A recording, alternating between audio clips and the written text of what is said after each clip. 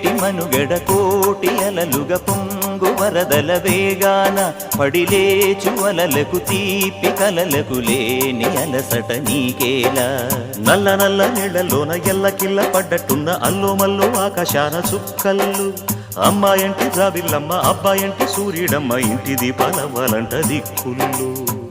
ఎవరికి వారే యమునకు నీరే రేవు నీరు నావదంట నావతోడు రేవుదంట పంచుకుంటే